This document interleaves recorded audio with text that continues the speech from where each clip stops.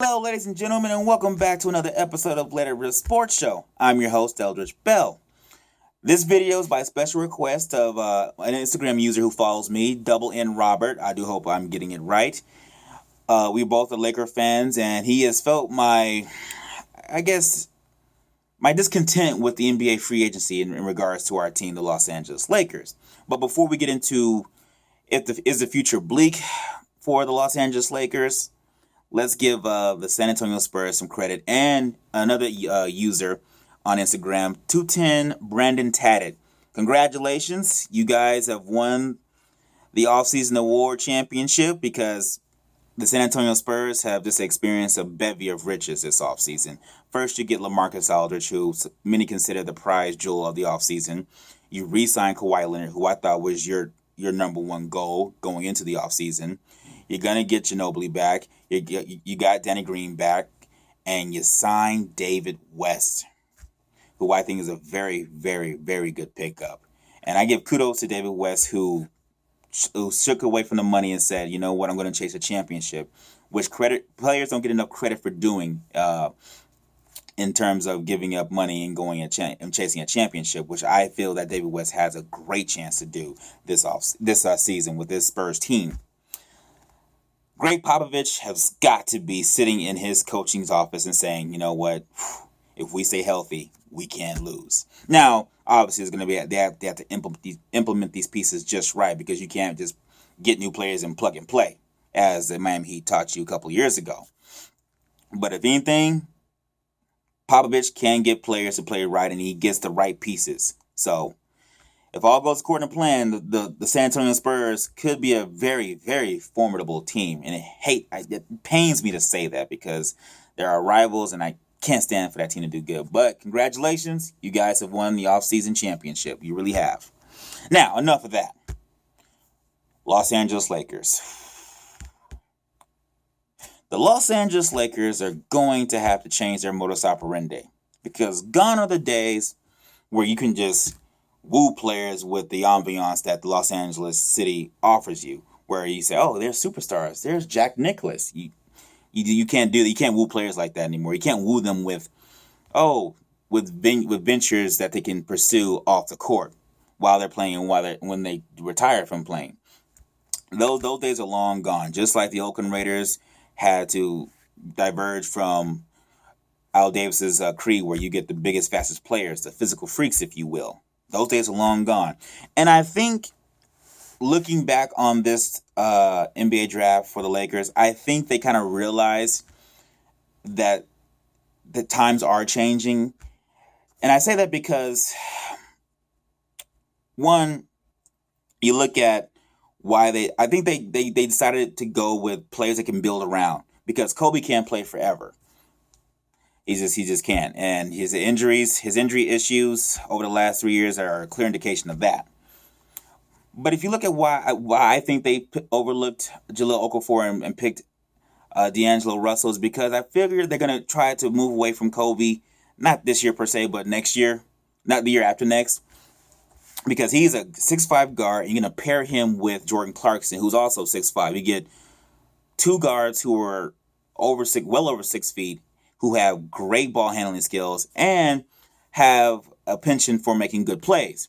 D'Angelo Russell, I think, can be a very, very special player in this offense of Byron Scott. He's a smart basketball player. He knows when to make great passes. He has great handles, and his jumper is smooth, which I said in my previous Laker draft review that's a very rare ability for a player coming out, especially at the guard position. Usually they're very streaky, and they rely on their athleticism. This man can actually stroke the ball. So that is a huge piece to combine with Jordan Clarkson, who reminds me, in terms of his mentality, of Russell Westbrook. The man's fast, he's explosive, but his mentality and way he attacks opposing defenses is based on speed and leverage. If you ever watch his game, he knows when a defender's on his heels, and he uses that to his advantage because he's very explosive. Now, he's not as explosive as Russell Westbrook, but explosive nonetheless. And you pair that with D'Angelo Russell, Whoo! And some think that maybe the drafting of D'Angelo Russell may stunt the growth of Jordan Clarkson. I don't think so because, one, Jordan Clarkson does really well that's not really appreciated in terms of his game is he moves extremely well without the ball. And that is attributed to his basketball IQ. So you can allow them to switch between the 1 and the 2. Maybe to start off the season, you'll see Clarkson play the 1 and you have D'Angelo Russell play the 2, specifically because D'Angelo Russell plays well off the ball and he has a great jumper, which will allow Clarkson to slash and make passes. So that's a 1-2 punch that could definitely be our foundation for the future moving forward from Kobe. Also, Julius Randle, who he had a great preseason last year, and then he broke his leg I believe in the first game of the regular season.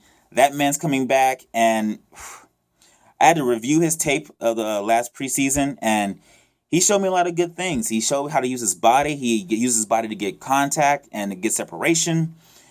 He had a functional jumper his first year, but I believe with the year off, he's going to only improve on his jumper. And for a guy his size, he actually handles the ball pretty well. Now, I'm not saying he's, Klay Thompson where he can just bring the ball up every single play almost, but he has great versatility, and I think that will pay huge dividends. He's also said in this offseason that he's lighter than last year and he's more prepared. So I only expect him to make a jump. Hopefully it's like the jump that Blake Griffin made in his second year, because if you remember, Blake Griffin missed out his entire rookie year with a knee injury, and he set the world on fire in his sophomore year. So hopefully he can kind of have that kind of impact. And also, I think who was going under the radar, which I think maybe not this year, but maybe in year 2 and 3, Robert Upshaw. He went undrafted, but we claimed him. If he can keep his nose clean, because he had off the court issues, and that's why he wasn't drafted. But this kid has immense potential. Please look at his highlight tapes. That man can be a force, both defensively and offensively. That man can be a force. The way he moves for his size, he can run up and down the court. He could be special if he keeps his nose clean. We'll see. That's always a risk with players. As far as Larry Nance Jr., I think we have to look way in the future, not way in the future, but year 3, year 4 for a player like him, because I don't think he's fully recovered from his ACL injury that he suffered a year and a half ago. I think he lost some explosion. Hopefully he can get that back. But he is a very versatile player that you add to the mix, that you can build around, or he can be a piece to the core players that I just mentioned. He has a good jumper. He has a functional post game. He can be a piece down the road if he gets his explosion back. I think he can be a great piece. Anthony Brown is another player who I think he's a little ahead, in my opinion, of Larry Nance Jr. just because he didn't have an injury and he has a better jumper and better range than Larry Nance Jr. But the trade-off is I don't think he has a functional post game on par with Larry Nance, so I think it's a trade-off. But I think you'll see more dividends from Anthony Brown first. And I don't know if we're gonna keep this guy, but this allows him to be in a role that I think he can flourish. Nick Young. If you have him come off the bench, I think he can have an impact similar to what Jamal Crawford had with the Los Angeles Clippers, where he comes off the bench and gets you that spark plug of offense. Because if you have him in the starting five, he's kind of a head case and he just takes bad shots. He has a lot of talent, but basketball IQ, just like J.R. Smith and Jamal Crawford, that's what holds him back from being upper echelon players. But I think in a sub role, he can flourish and possibly win the Sixth Man of the Year award. Now, who should the Lakers target in this NBA free agency? My first target I think they should target is Tristan Thompson. Now, I know he's a restricted free agent, and I know he's most likely going to sign with the Cleveland Cavaliers, especially since he shares the same agent as LeBron James. I can't foresee a situation in which he goes anywhere else. But if the off chance, if you can throw some money at a guy of Tristan Thompson's caliber, do so. Give him a position not to be able to sign LeBron James, and put them in a position to decide, hey, do we get Tristan Thompson or do we get LeBron James? You obviously going to go with LeBron James. So I think throw him max money. Throw the most you can at Tristan Thompson, because if you can add him to the front court of the Lakers, that expedites our rebuilding process exponentially. You have him, you have Julius Randle, you have Clarkson, you have Nance Jr., Anthony Brown, and hopefully, if he can keep his nose clean, Upshaw, and then you have Kobe. That's a solid team. We might be able to contend for maybe a 5 seed at that point, maybe even a 4 seed if we are able to get Tristan Thompson. So that becomes a very solid team. Do I think we can get him? Not really. Another person who's gone under the radar, which I think will add more versatility to this Lakers roster, is Dorell Wright from the Trailblazers. He's a 6'7" forward, maybe can play guard. I think he adds huge depth to the Los Angeles Lakers if we can get this man. And as the NBA Finals proved, depth can hurt you, or lack thereof. The Warriors had depth. The Cavaliers had no depth. Guess who won the championship? The Warriors. So, if we can get a guy like that, I believe his free agency buzz has been killed because he wasn't really a full-time player. He was more of a spot player. He only averaged 8 or 10 minutes, a real minuscule number. But if we can get him and integrate him into our offense, I think that'll be a huge boost.